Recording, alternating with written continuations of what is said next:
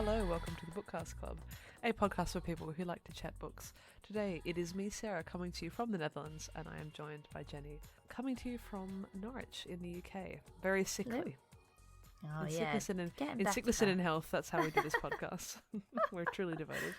I feel like one of the last episodes I recorded, I was sounding sickly as well, and I've had to delay Chris once this week already, saying I sound disgusting. I can't put it off any longer. So I'm sounding much better. Yeah, you sound alright to me, or not significantly worse than usual. Put it that way. The nasally, disgusting, snotty sound has gone. So you've just got the croaky, sexy version left. I was about to say, some people find that a little sexy. Who knows? We're pivoting to a different audience. I'm fine with it. I won't say where I fall. Who knows? I might be getting very excited over here. You don't know. You might be enjoying it a bit too much. So we're going to talk about our current reads, what we've been getting up to. And then this is actually our last episode of the year, which has come around. I was going to say rather quickly. That's a lie. So we're going to talk about the year a bit. We have quite a lot of changes coming up to the pod next year, which we're actually really excited about. So we're going to talk to you guys about that, talk about some reading plans, all that kind of stuff. I guess we're not doing a Best Books of the Year episode, it just occurred to me. We might do that next year. No, we're not going to do that next year. All will be revealed. Goodness gracious. Will we, won't we? Who knows? All right, let's talk about our current reads, and then we'll get on to that sort of our future lives together as we move on. I've got 2 current reads. I've got one, I think. Let me just have a quick look on my story graph to see if I'm lying, but I'm pretty sure I've got one that I'm very excited about, which I'm very delighted to be bringing to the pod. Actually, I thought I wasn't going to get to talk about it this year, so I'm excited. Yeah, I've just got the one. I'll do the one I'm less excited about first, although I'm still enjoying it. And it's called The Glow by Jessie Gaynor. Now, I picked this up. I'll show you the cover. I picked this up in Waterstones because I was like, oh, that's an intriguing cover for the listener. It is the side of a very beautiful face that has clearly been airbrushed and like very fancy millennial font, I'd say. I thought it sounded quite good. It's about a girl who works in, I mean, it ticks my buttons, hits my buttons, ticks my boxes. It's a girl who, like a Speaking of sexy voices, it is a neurotic millennial female main character, which I'm quickly discovering is a favourite of mine. And she works in PR in, I think, sex toys. I think that is her area of expertise. And she is sent on assignment, I guess, to go and review like a wellness retreat, which sounds a bit culty. And I am maybe like a third of the way through, and they've already like participated in like group masturbation. So, you know, in terms of source levels, quite enjoying it. And yeah, I don't know where it's going to go because she's done something wrong with one of their other clients. I think she's spoken about them in negative terms and has been fired from her job. Yet somehow I think she's going to manage to persuade these like wellness retreat owners who are a married couple to like keep her on as their PR person. So yeah, I don't know where it's going to go. I think she's going to get sucked more and more into their strange way of being. So yeah, I'm enjoying it. Interesting. And I haven't seen an awful lot about it because I was just about to say, it's a new release. Okay. No, and it's only because I was looking at the new releases in Waterstones that I spotted it. Sorry, but that sounds I was going to say really good. That's a lie. I don't think it sounds really good. It sounds interesting though. No intention of picking that up. No, I don't think you'd enjoy it necessarily. This like story of a quirky millennial girl that's really into sex is a whole thing, isn't it? Definitely. I'm quite enjoying it. It reminds me of New Animal by Ella Baxter, like BDSM, quirky stuff. How quirky we are. Yeah, go on then. I'm intrigued to hear what your currently reading is. Okay, mine's a Sado book. So of course is it appropriate that I bring it up now? Yeah. Loving it though. So is it appropriate that I bring it up now, or do you rather want if you've got another sexy sexy story. Well, my next one's not sexy, but it'll lighten the tone. So if you've got a sad book, it's fine. Let's go sad now. Mine is It's Okay That You're Not Okay by Megan Devine, which is a non-fiction that I randomly picked up at my library, as I often do. I was just wanting a new audiobook, actually, and I was just literally looking for books that were available now because I'm impatient. And this is a bestseller. Like, it looks familiar. Once I looked at it, I was like, oh yeah, I've seen this around. Never heard anyone talking about it. It is about, so Megan Devine was it's her memoir, basically, and she was a therapist she is a therapist, I believe, and she was a therapist for a long time. And she worked a lot, of course, with people she would counsel a lot of people who have been through a lot of grief. And then when she was about 40, her husband drowned, actually. And it is about her learning to cope with that, and her experience going from someone who had actually been in the mental health space and who had worked with people who needed grief assistance or who needed counselling for decades, and then what it was like for her to suddenly be on the other side of that couch. And then she talks about how pathologized grief is and how she thinks that we deal with grief very, very poorly in our culture, and how we tend to treat it like a problem and how we're very uncomfortable with it. The writing, it's incredibly well written. She's very, very humble, and she is it's easily probably the best like memoir on grief I've ever read, I would say. And I listened to the introduction on the train home and just cried like 4 times. She's got a beautiful voice. Like, the audiobook is beautifully narrated. Let me just see if I can. I'll just see if I can grab the sample because I wanted to read something. I meant to do this earlier. So she talks about how little awareness people have, how uncomfortable people have with grief as a thing. And so if you are someone who has experienced it, how much people are uncomfortable with what to say, and how poorly educated and like unaware people are of what to say when someone has lost someone, and how unfamiliar people are with what it is like to live like that. And so people have a lot of misconceptions about what a grieving person looks like, what happens to a grieving person, the kind of time frame, all that kind of stuff. So she's talking about that in the introduction, and she's talking specifically this part about switching from being the therapist to the client, basically. And she says, her husband's called Matt. After Matt died, I wanted to call every one of my clients and apologize for my ignorance. Though I'd been skilled in deep emotional work, Matt's death revealed an entirely different world. None of what I knew applied to loss of that magnitude. With all my experience and training, if anyone could be prepared to deal with that kind of loss, it should have been me. But nothing could have prepared me for that.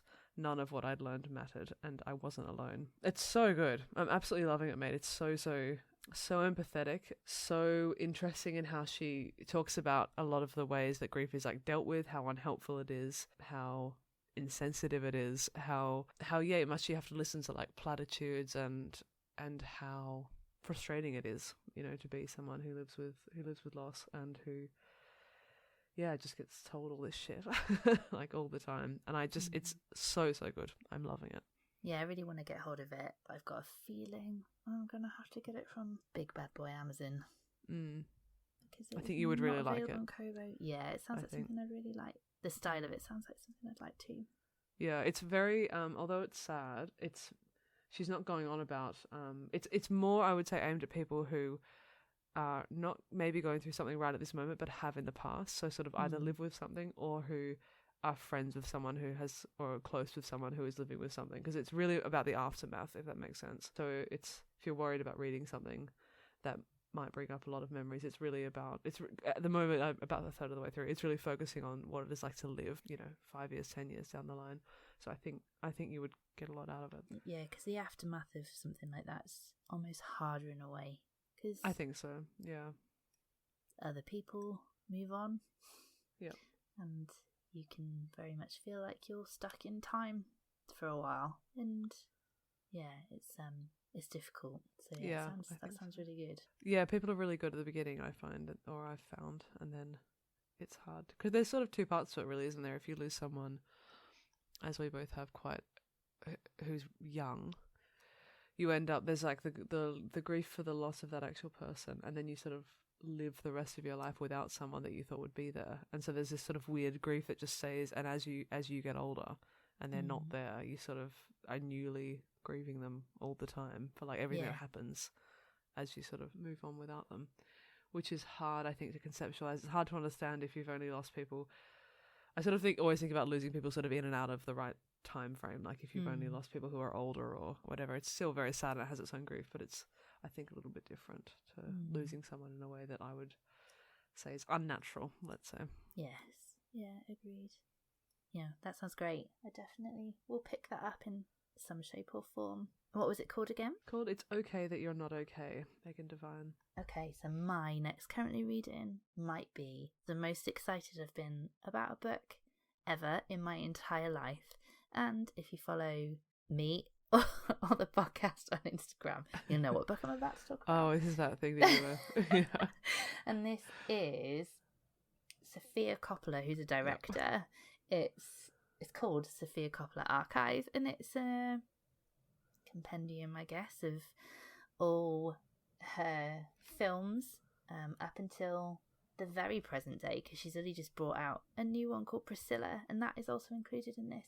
But it's like this giant scrapbook. So her films are beautiful.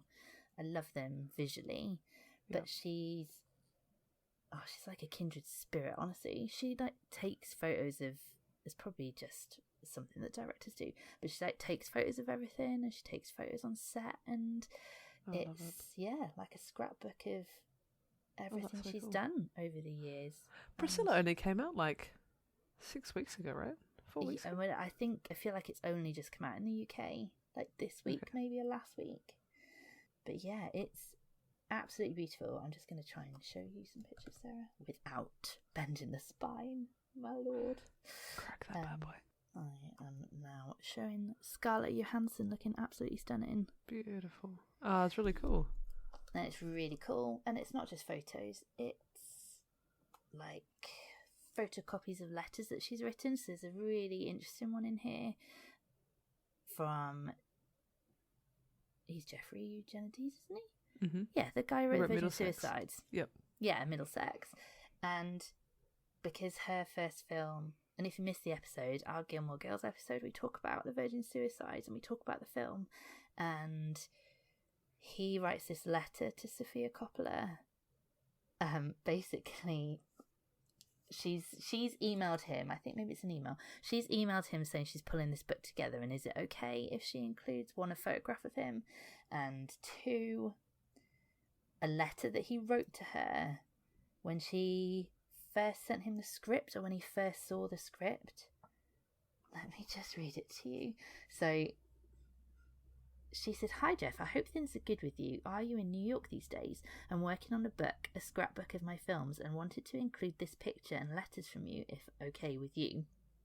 And it's basically a letter where he's gone through saying what he doesn't like about the script, like how he feels the girl should be portrayed, how he's quite unhappy that he had seen the script so late.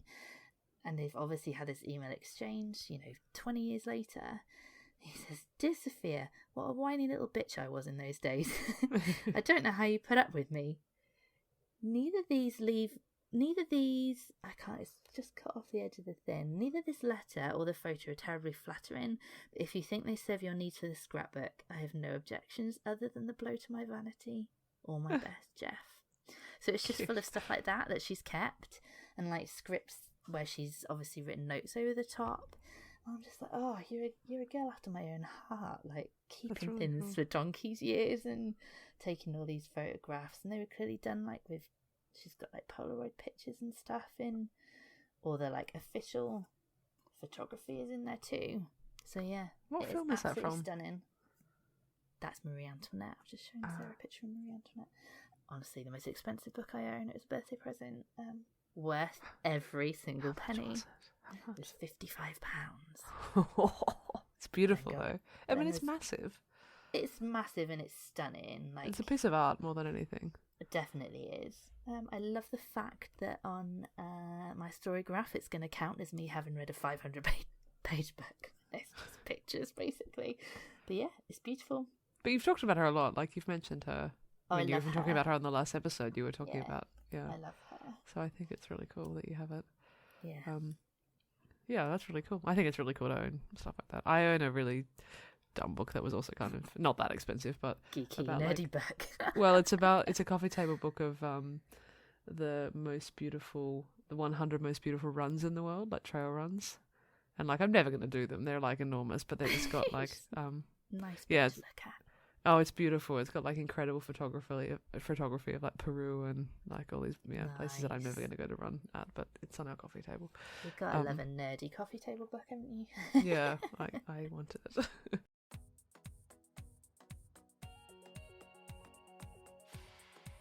This is where we pop a little ad break in to tell you about all the different ways you can support the pod, most of which are totally free.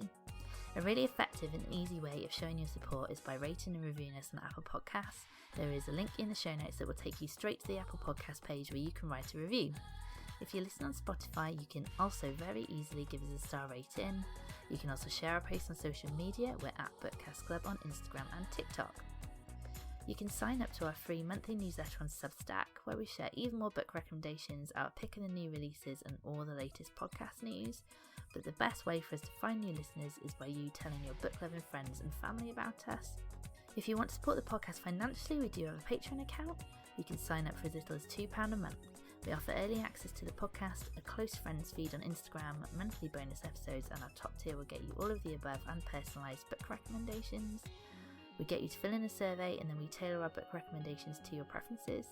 We will also send you books in the post. There are over 30 bonus episodes you can get instant access to if you sign up as a patron today. We now also offer a 7-day free trial with our bonus tier. The link is in our show notes. But however you choose to show your support, we as always want to say a huge thank you. We appreciate each and every one of our listeners. I guess it's probably worth sharing how, I don't know if we've done this on the main pod, like how we actually run and record this podcast. I don't know if we sound organised and like we have it together when we're recording. And we do in general, like we're very well organised. We plan for the year. However, we are fortnightly and we don't record ahead of time. So we're recording at most 2 weeks before an episode comes out, I'd say. Yep. And although that works in terms of us being able to be quite current with talking about what we're currently reading or what we've just read, it does make things quite stressful because you can't always stick to schedule. As listeners know, we live all over the world and it takes a lot of organising to get us together. And we don't do this full time. This isn't our jobs. We all work. You and Chris are full time. I'm part time, but then have children here the other days. And you're also doing your PhD. And recording the way we do is no longer sustainable, really. No, it's not, unfortunately. So we can maybe we can talk about. So we're kind of in 3 different time zones. You and I are already an hour apart, but yeah. So we're about to be in 3 very different time zones, aren't we? Yes. So Chris works nights in the UK. I don't know how we do this, to be perfectly honest. I don't know. So Chris works nights in the US. He's in Indianapolis. Jenny works during the day most weekdays, but then you have stuff to do in the evenings. Very time-bound by my because children. You've got children who are very young, so they need you.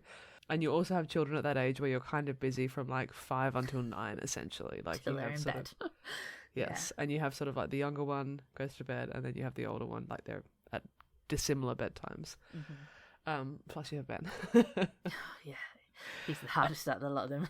Yeah, and then I'm full-time PhD, which is at the moment essentially 7 days a week. Sometimes feels like 8. So it's together in the Netherlands, and then I am increasingly spending more and more time in Australia, which means that we're in 3 radically different time zones. So we're in the UK, the US, and Australia. The most radical time zones we could be in, I think. Yes. So for most of next year, actually, I'll be in Australia. So that is that's been frightening us, to be honest, including me. Frightening us. None of us wanting to talk about it. But we've had the big meeting, haven't we? Where we've decided what we're going to do. Yep. And we're not going to quit. Because that was an option, like, truthfully, was that we stopped. But we're going to try something different. We think it's going to work. But next year, the plan is that we're going to move to seasonal. So you'll pretty much get the same amount of episodes, but we will do it in 2 seasons, so 10 episodes a season. And when a season hits, is that the lingo? Drops, that's one. Damn it. When a season drops, it'll come out weekly for those 10 episodes. And it just means we can record ahead of time, especially our guest episodes. We can kind of fit those into our own schedules, which will so there'll be really two. well. Sorry, just to be clear, there'll be 2 blocks, 2 10-week blocks next year where you'll get a weekly episode. Yes, and that's it. So and 20 weeks of episodes, which is, at the moment we do fortnightly episodes, so we do about 25 episodes a year. So instead of getting 2 a month for essentially 12 months, you'll get 1 a week for 10 weeks, twice. Yeah, that's a lot of us at once. Yes, it is a lot of us at once. So it will be starting. We're basically going to do, if you're in the Northern Hemisphere, it will basically be like a spring season and an autumn season. Autumn, Yep. yeah. So yeah, we think it'll work. Our patrons should know this by now, I think, if I can get the schedule straight in my head. We'll have already told the patrons this, but it is probably a good time to pitch our Patreon again, because we will still be doing our monthly bonus episodes there. And I think the reality of us recording ahead of time for the main pod is that most of our currently reading and our recent read discussions will probably be in our bonus episodes as opposed to on the main pod. I suspect we'll do it every now and again on the main pod, but if that's the bit of the show you enjoy the most, then that's probably where we're going to be doing it on a monthly basis.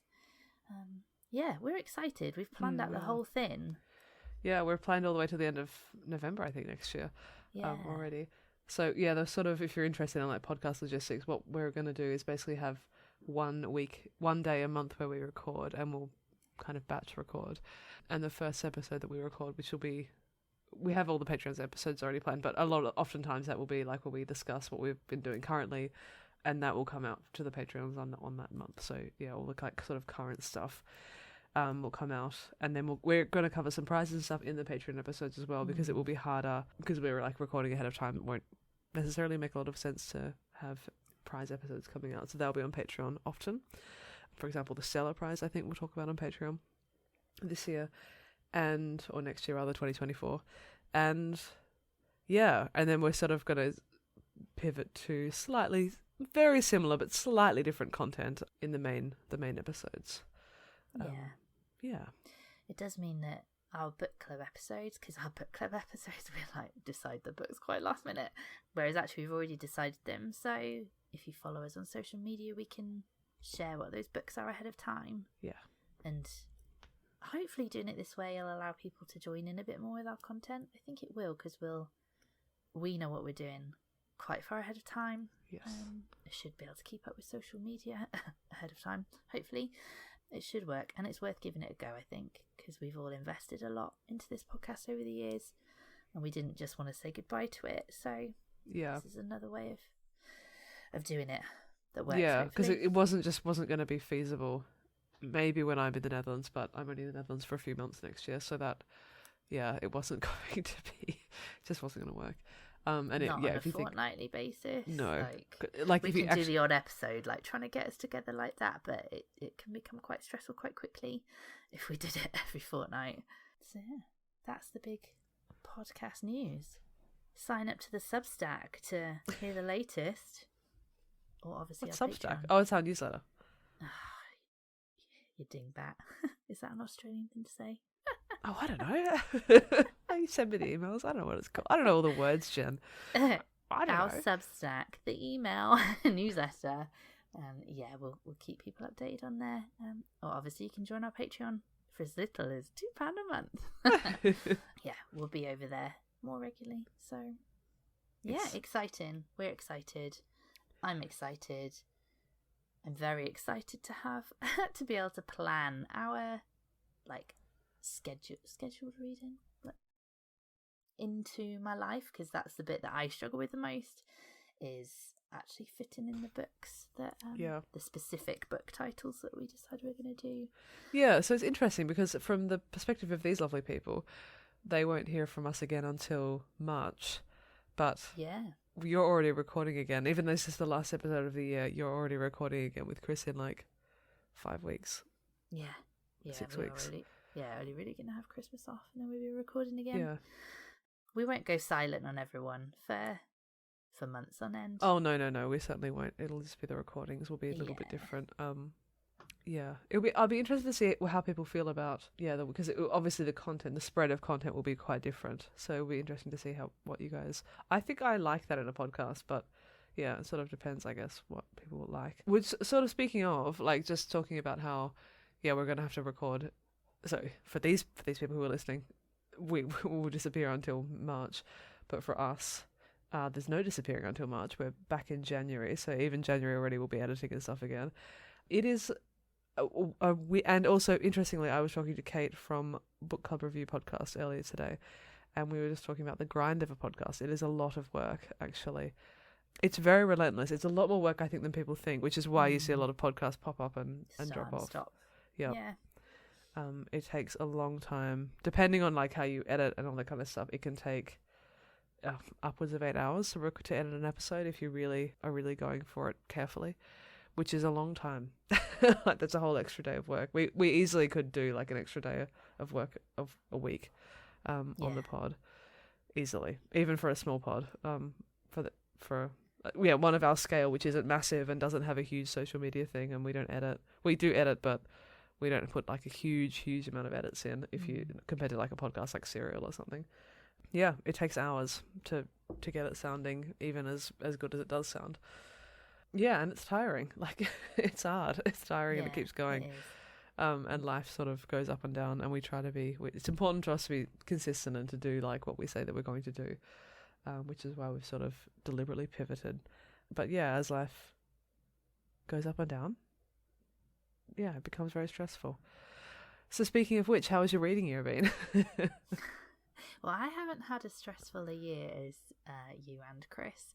So my reading year's been quite good, and I've just come out of obviously the newborn baby phase. So I was very enthusiastic about reading this year because I've, had my evenings back, and I'm not so exhausted that I can't even, read a single page without falling asleep. So yeah, my reading year's been quite good. I think I've already hit my target on Storygraph, which I set to 30 every year.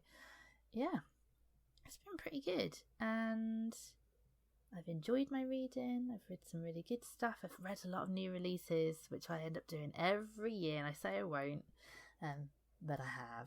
Slag. Yeah, I know. New shiny things. Flashing that book around that you did half an hour ago. Yeah, my reading has been really good, actually, and I've really enjoyed my reading. But I have been there when reading's kind of the last thing you want to do, and when you then do a book podcast, just can make it very stressful. So yeah, I know it's been difficult for both you and Chris this year. Yeah, she's been a rough trot, as they say in Australia. Or maybe I say that, and I am Australian. I don't know if it is actually a registered expression. Rough trot is a thing. Yeah, my reading has plummeted this year. I've read less than you, which is, no offence. That's mad. How vulgar. Yeah. So I normally read like comfortably 100 a year, and I don't know if I'll hit 30 this year. I think I'm on 27 or something, 28. I mean, I guess I will hit 30, but who knows. So it's the lowest reading year I've had for a long, long, long time. And I think Chris is the same. Maybe that was last year. Yeah, and it's just due to a lot of personal life stuff that's been happening. It's got nothing to do with reading itself, actually. It's all just to do with having a lot of stuff going on, a lot of changes in my life, a lot of health stuff going up and down, and it just has not been like the routine of reading and like the routine of actually anything at all has just not been there for me at all. This year it's just been a survival year basically, which is fine. So I feel fine about it. It's not, I mean, it's to be honest, it's the least of my problems. It's fine. It is stressful though, like trying to, especially the podcast is important to me, and I like being a good contributor to the podcast and having good things to say. And this year I feel like I haven't had good things to say. Really? I don't know how that has come. I don't know how it is to be a listener, but no, I don't think that's true, and I don't think anyone will have noticed that listens to the pod. I think you've been very articulate and positive. Okay, thank you. I guess it's if fine. I'm used to picking whenever I would record an episode, I would pick from the last sort of like 5 books that I'd read and be like, what do I want to talk about? Like, what book was fun and whatever. And now it's like, well, I've got one book to talk about because that's what I've been reading, which I find it oddly stressful to be doing that. I think it's because I don't necessarily enjoy being negative, so I prefer to talk about a book that I have really been enjoying, or a book that I think other people would really enjoy. And so this year, and often I don't like books, so yeah, it feels a bit like I guess I have had things to say, but I have been very negative on the pod, I've given a lot of negative reviews this year, which has just been, unfortunate. Yeah, it does get to you. When I used to do YouTube, like I didn't used to like doing. That's why I found YouTube stressful, because I didn't read enough to be able to like pick and choose what books I talked about. Because if I did that, I'd only talk about like one book in a wrap up. And if it was a book I didn't like talking negatively all the time. I mean, sometimes it's quite fun to pan a book, but most of the time I don't want to. Like, give the authors a break. They don't need us slagging books off all the time. Yeah, and for often, you read a book, it's like a 3 out of 5 stars. Yeah, if it's blah, and you're like, and you really don't want to talk about it. Yeah, I'm sure there were some people in the world that would love it, but what's the point? I can talk about it if you want, I guess, but it's I don't enjoy talking about books like that. No, a meh book is almost worse than a I shit think one. So. Well, it's hard to make exciting content about a book that was fine, that you're very neutral over. Agreed. Yeah. Have you got any plans for the next few months, other than obviously we do have now required reading that we need to do before we start recording? Well, I don't have any required reading because I'm not on the schedule to record in January at all. Oh, you haven't got any required reading for ages. I won't say spoiler. I'll say I do have to watch a film that Chris and I are doing a book. Chris and I are reading a book and watching the film and talking about it next year. So I do have to watch that film. Pardon? A long film. A long film. That's out in cinemas now, hint, so hint. that show people know what it is. Which I'm really looking forward to, actually. So I do need to watch that, but I want to watch it anyway. What was the question you just asked me? I don't know. Do I have plans? Reading plans. So no, I don't. I have so many books that I would like to read. Wonderful, Sarah. I own a lot of books that I want to read that I need to sort of plough through. Great content. Thank you. I like to read. I like to read. There are books I want to read. Oh dear. Funny. What about you, Jen? Do you like reading? Nah, not really. Indifferent. I am almost in my I was saying this year on WhatsApp, I'm in my cozy reading era at the moment, because this is another thing about the podcast, is when we've got this kind of required reading, because I don't read that many books in a year, it can back up on me and I end up where I'm just literally reading books that we have to read for the podcast. And because we're allowing ourselves this break, and I have got some books that I need to read, but I think maybe it's one before we start recording in January.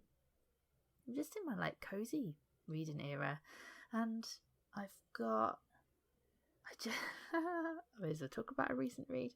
I just finished a book by Judy Murray, who is Andy Murray's mother, the tennis player, called Wildcard, which when I spoke to Alice on the pod months back, I said I'd read this book, and I've read it, and it was fine. It was mediocre. This is why I wasn't going to talk about it, because I'm like, oh, it's all right. Yeah, she's a tennis coach. She's not an author. But it was passable. I don't remember you guys talking about that. Yeah, I can't remember how it came up. I was like, I'm going to read that book. And actually, it was a really long waiting list at the library. But yeah, I read it, and it was fun and just kind of a bit trashy. And I enjoyed the behind the scenes bits of Wimbledon, which I assume were quite accurate because of who she is. And I actually assumed some of the drama in the book, which was to do with the main character, who's this tennis player that got pregnant when she was 16. God. Some of the relationships she has, I'm like, this is bound to be based on real life somewhere, I think. So I'm sure she'll never reveal who it's based on, but I just quite enjoyed it. And then I've got another book that I think might have been big on TikTok. Let me just find what it's called. Oh yeah, right. So it's this book by an author called Laurie Gilmore, which cannot be her real name because she's clearly nicked it. Got a pseudonym and has been inspired by Gilmore Girls. It's this book called The Pumpkin Spice Cafe by Laurie Gilmore, which is part of, she's about to bring a new one out.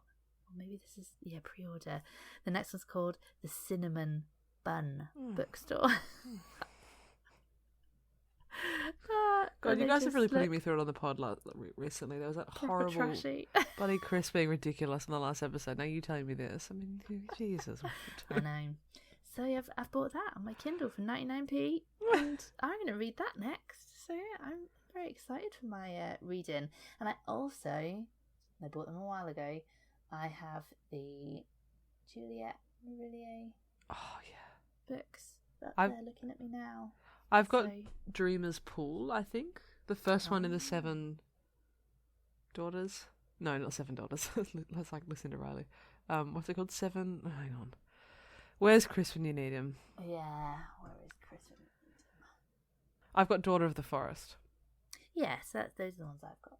So, I mean, that's quite grand plans. They are 3 big books, that trilogy. Yeah. So whether I'll get them in time. But yeah, I'm just looking forward to reading things that are kind of light and a bit fluffy, to be honest. Yeah, I don't have any specific. They're just books on my shelf that I would like to get to, basically. The Juliet Marillier is one of them. I did update. I don't remember if I put it on the pod, but on the main pod. I think I just talked about it on Patreon, but I did delete my TBR. Yes. Halfway through this year, I think, or at some point during my year of hell, which I'm loving. And I'm really pleased to not have a TBR. Yeah, I love it.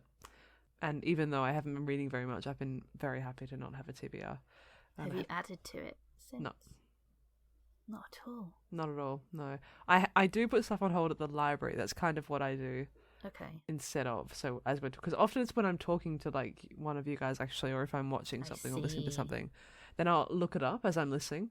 Yeah. And then I'll just put it on hold. So that's, and if the time has passed, like if the hold, the arrival at the library, me getting it out of the library, and then my library has a really long loan period. I think it's 6 weeks or something. So by the time that's all passed, it's like 10 weeks in total. If I haven't picked it up by then, like it's gone. Do you have to pay to? No. Well, I actually do have to pay for a membership for the library, so it's €60 a year. I think 50 or 60 euros. Okay, so that's how they do it. Yeah. So yeah. I think there are. I don't think they don't have like a, in the Netherlands, they don't have like a countrywide system, so I'm not sure. It's specific to my region, so that's in my region, that's how it works. And then they will I've got a little local library in my suburb, and they will bring anything I put on hold to that actual library, so it's like a kilometre away from my house, which is nice. I don't mind paying, honestly, as well, because they have a lot of English books, actually, as in books translated into English, books that are in English that aren't translated into Dutch.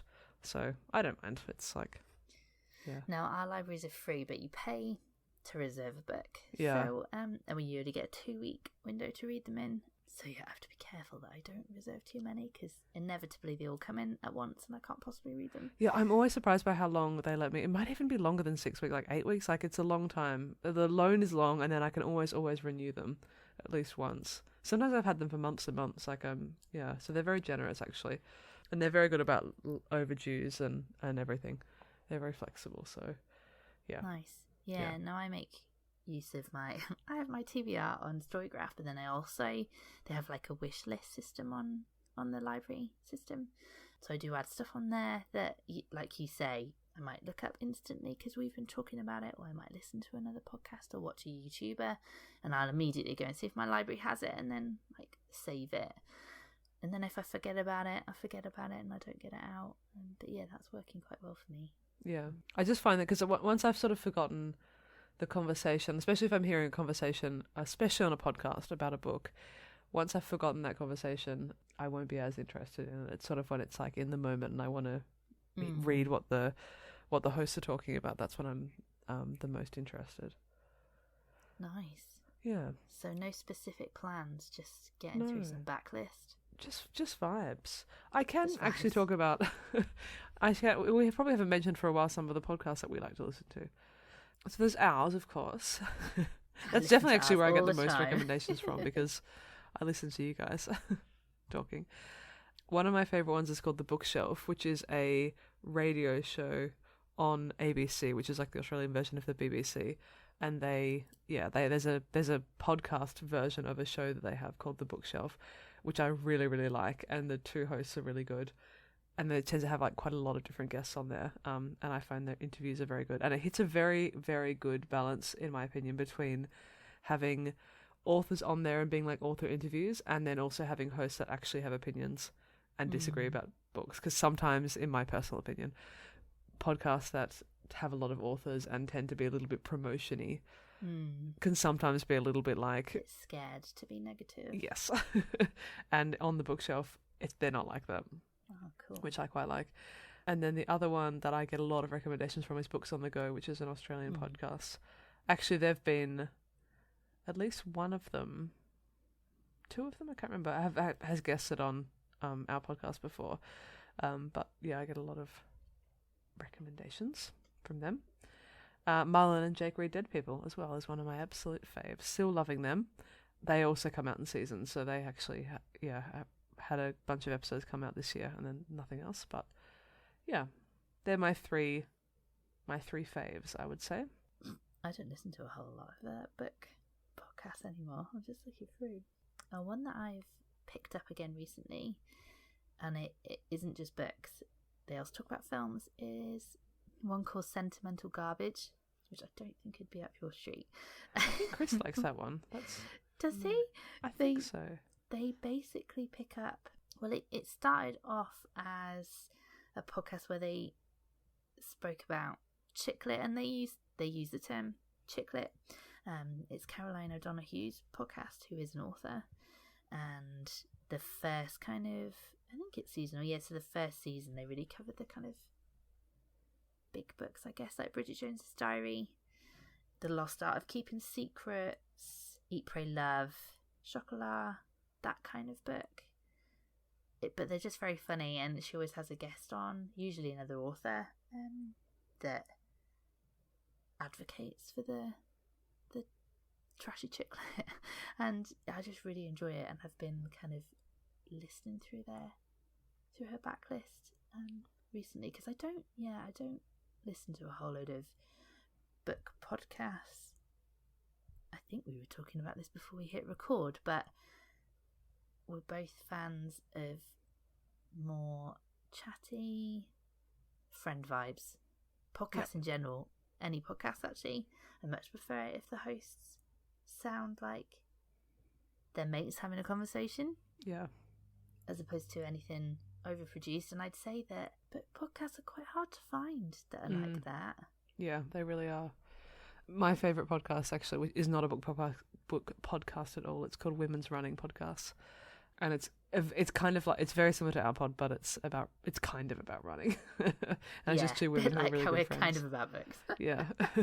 Two women who are really good friends who are kind of semi-serious but not professional, like amateur runners. And they're both very good, like they both have done marathons and stuff, but yeah, they're not very serious about it. And I really enjoy them. But it's a very conversational pod. And they don't... Occasionally they talk about audiobooks, I think, but not really. Mostly they talk about... I don't even know. Menopause. Yeah. Various things. Yeah, no, I'm definitely a fan of a fun podcast. So yeah, I don't listen to a huge amount of book ones, but Sentimental Garbage I do enjoy a lot. And yeah, one of my favourite podcasts is a film one, which I've spoken about on here before. It used to be an official BBC one, and then I think they got kicked out of their radio slot basically. And now it's called Kermode and Mayo's Take, and it's the same format, except they can say slightly more outrageous things because they're not, they're not being held to like account by the BBC. So yeah, they're still my favourite podcast. Is that it? Is this it? Yeah, I think so. Yeah, that's it. I'm just looking through my list of things that we want to talk about. I think I've got everything. So starting up again in March, and then we'll run through for one season in the spring. I think we decided we were going to end on the women's prize. I think that's one of our Yes, that's the last episode of season 1. Season, yeah. We're going to call it season 1. Weird. Yeah. So we'll be back in 2024 with season 1. If you want to stay in touch with us, because we won't disappear completely, we'll be on social media. Might have December off, but we'll be back on social media, and the newsletter will start up again in the new year, and obviously our Patreon will be there, and we will be posting content and episodes on Patreon. So if you'd like to sign up, everything is in the show notes. We're at Bookcast Club on Instagram and TikTok. Nowhere else now. Actually, I think our account might still be on Twitter, but we're definitely not there anymore. I think that's it. It's weird. I feel like we've never made such a big deal about saying goodbye before. I know your eyes look funny, Jen. You're panicking. We're glazing over. You can still text us. Yeah. And we'll reply. Yeah, I promise we're coming back, and we'll be talking in a month or so's time. So yeah, behind the scenes, we won't really have gone anywhere. We're excited. We need it, and we hope that it's going to be. I think it's going to make for a better podcast. Actually, I think it will for many different reasons. And we are excited. Yeah. We'll, yeah. See you in 2024. See you then.